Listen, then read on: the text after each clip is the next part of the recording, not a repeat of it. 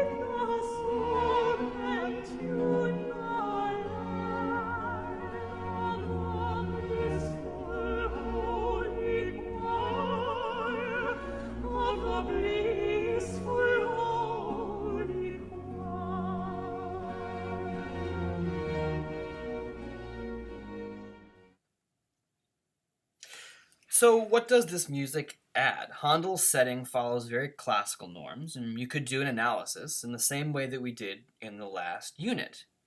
But there is something else. While people acknowledge the craft of any art, and that craft is very important in classicism, artists also saw the potential for art to communicate emotion. Now, remember the aria in the classical opera lecture? The aria was where the characters would reflect on the emotional impact of what was being sung about in the recit. It's how do they feel about what's going on in the plot. This text is from an opera entitled Theodora. In this opera, which takes place during the Roman persecution of the Christians, Theodora, a Christian, falls in love with Didymus, a Roman soldier. They are discovered and they are crucified. This text comes from the final duet between the two leads while they are on the cross and being crucified. Now, Peter Sellers, who is an American director, dramaturg, producer, he sought to enhance the impact of the emotion in this text and then also in the music to a modern audience. To us, the idea of a crucifixion, it seems, almost lost a certain kind of impact, right? Because we have for our entire lives been hearing of the crucifixion, right? In church, in the Bible, in stories of Jesus and whatnot. And it's lost its weight, it's lost its impact. But a crucifixion is a really horrific method of execution. So to try to recapture some of that, Peter Sellers set this final duet in a modern setting and made the crucifixion a lethal injection.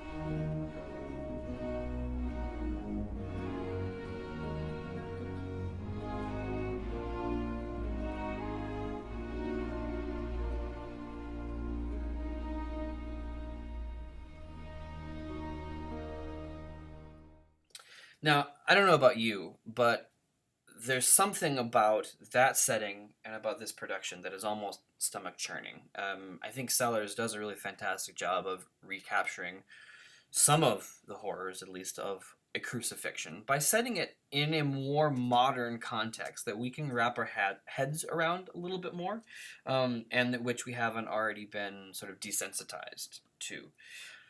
This stomach churning emotional response. This is the main quality and characteristic of romantic art. Romantic art focuses on emotion.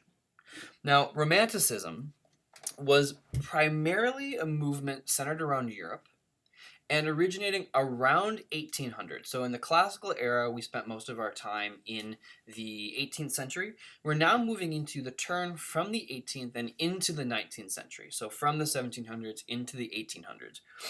And Romanticism was described as, I like this quote, a new and restless spirit seeking violently to burst through old and cramping forms, and nervous preoccupation with perpetually changing inner states of consciousness, and longing, yearning for unattainable goals, etc. So the Romantics are now dealing with not just emotion, but they're also dealing with much bigger, much more complicated, more philosophical questions and ideas.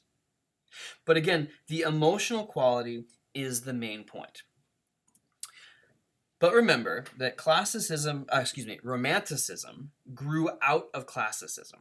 Géricault, who was the painter who painted this, the Raft of the Medusa, he studied the works of Michelangelo. Now, let's remember how classical artists depicted people. They were depicted mostly realistically, but in idealized form. So, an idealized version of the human body. They were proportional and they were realistic. Compare the depiction of the people here on the raft to the ceiling of the Sistine Chapel. You can see Michelangelo's influence on Géricault hundreds and hundreds of years later. But there's also a very classical structure in this painting. We have both geometric forms with the two triangles, and we have grouping structures with the first group of people, most of them are dead, at the bottom of the raft, an intermediate group of people who are alive and either injured or they're kneeling by the dead, and then we have the two groups up top who are alive and signaling to a ship or something off in the distance. Along with this, we have these radiating lines, but going from left to right, the sort of left to right visual crescendo. So while this image is dealing with the emotion in the scene, it's doing so in a way that is influenced by classical artists. And again, this grew out of the traditions and the characteristics of classicism. Now let's compare our classical image to this more romantic one. I mean, how are these two different? I would say that this image certainly does emphasize emotion. Look at the faces, note the different emotions that are being portrayed on the characters, whether it is the character Frodo in the middle, or whether it's the characters surrounding him. And I don't know about you, but my attention is drawn to the very center of this image, to Frodo's eyes. And this is partly because of the structure of the image, right? His eyes are right in the middle, or almost exactly in the middle of the frame. And there's a color contrast. The only blue on this entire image is in Frodo's eyes. So the combination of the emotions depicted on the faces of the main characters, as well as the attention drawn to the eyes, and specifically to the eyes of the central character, give this work a more emotional drive. But you could analyze this the same way as we did for The Lion King. This emotional element is just an extra layer. So Romanticism grew out of classicism, and the first romantics were classicists. Beginning around 1800, they took classical norms and forms and began to enhance them or to stretch them for the sake of creating a sense of drama or of heightened emotion. But the world was also changing around artists. The art from the era reflected many of those changes. From 1760 to 1820, the Industrial Revolution occurred, centered primarily in Europe. This brought about increased efficiency, and the income of the average person increased dramatically. We saw a growth of the middle class, and we saw improvements in housing, food production, transportation, clothing and consumer goods, and for the first time in history, the average standard of living began to see sustained growth. We saw the rise of political liberalism. Now, this doesn't exactly mean liberalism the way we mean it in the 21st century, but we see this as a reaction. We're defining liberalism here as a reaction against the aristocracy, a reaction against the ways of the past. In 1776, the United States declared its independence, and from 1789 to 1799, the French Revolution takes place. New ideas take hold after the French Revolution and the Napoleonic Wars. We see the idea of liberty, equality, and fraternity, and we see people rebelling against past norms. Again, the rise of political liberalism. We also see the rise of the individual as not just a new concept, but as a significant concept.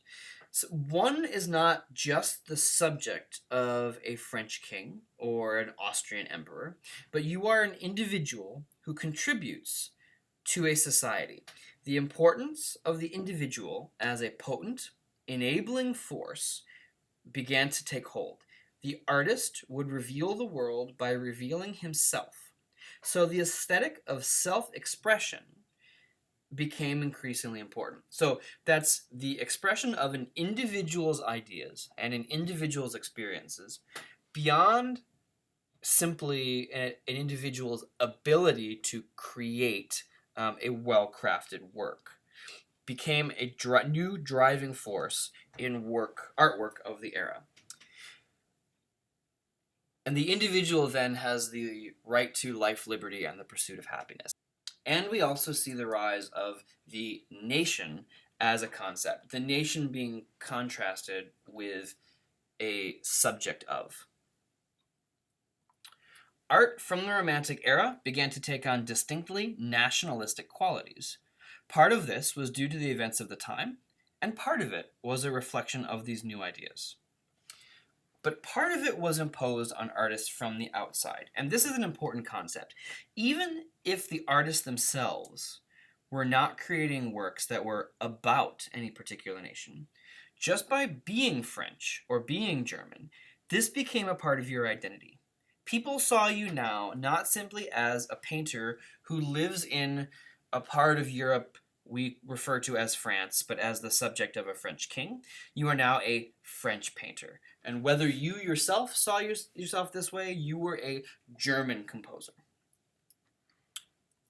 In the Americas, artists used distinctly American subjects, things such as political leaders,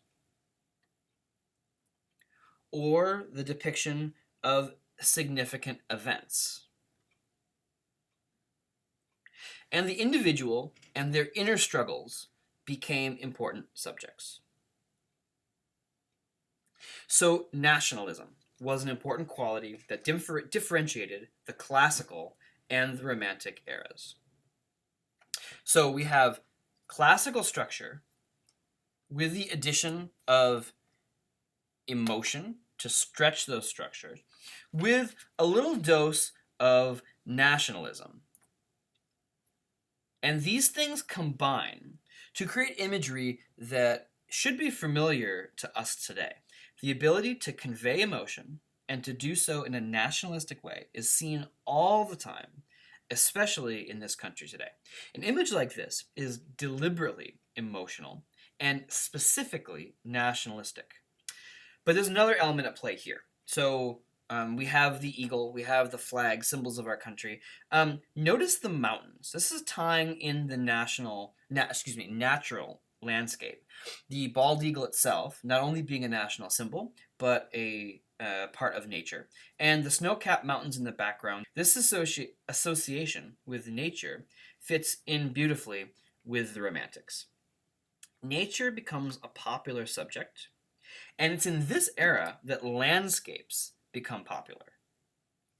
Romantic visual artists use landscapes to emphasize the dramatic effects of light, atmosphere, and they use color to portray a dynamic, natural world capable of evoking awe and grandeur.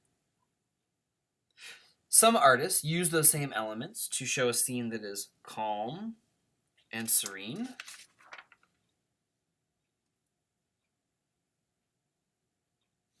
And notice the change in color palette here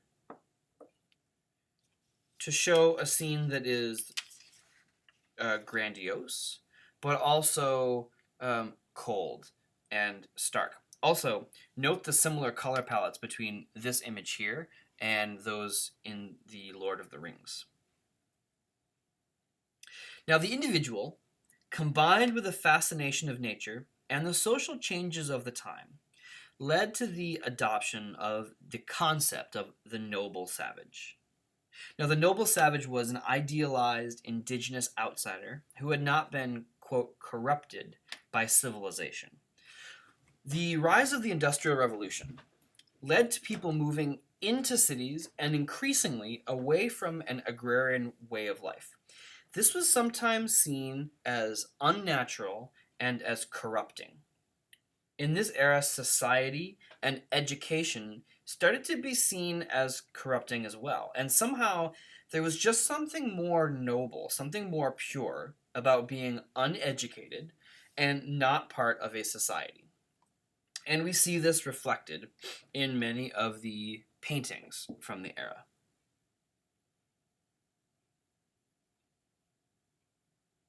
Now, the classical era, works had titles that would have been fairly straightforward. So this one on the top, this is a symphony by Haydn. It was one of the works that I had you do a group analysis on. Symphony number 94. And it's titled Symphony number 94 because this is a symphony, the structure we studied, and it's the 94th one that Haydn wrote. That's it. But notice the one on the bottom by Webern, Im Sommerwind, an idyll for orchestra. The Romantics gave works titles that were more flowery, that were more descriptive. This painting here in the classical era may have simply been, would have said something like landscape number 2. But here, the Caspar David Friedrich named this work The Wanderer Above the Mists. So not only tying in the importance of the individual and the awe and grandeur inspired by nature, but Friedrich and other Romantics gave Romantic works titles that were more subjective.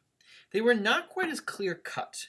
They're more open to interpretation, or they may give you more of a hint as to what the composer or the creator had in mind when they wrote the piece. If you look on the left side, these are all classical titles. They would have had things like String Quartet, or Piano Trio, or Symphony Number 94. But in the Romantic era, these same works, the works in the same genre, took on these sometimes subtitles, sometimes outright titles on their own. So a string quartet in the Romantic era then took on the subtitle of Death and the Maiden. A piano trio by Beethoven became the Doomkey Trio. And then a symphony, this one by Gustav Mahler, his second symphony, became known as the Resurrection Symphony. And so let's look at some of these titles of musical works from the Romantic era. Tchaikovsky's second symphony, he subtitled The Little Russian. Mahler named his first symphony The Titan. Tchaikovsky, his sixth symphony, while he didn't give this symphony the name himself, this was the Pathétique. And then Schumann's Symphony Number 1 was the Spring Symphony. Let's compare the Symphony Number 104. This is by Franz Joseph Haydn a classical composer from 1795. Compare this work to the Romantic Symphony we are going to hear afterward.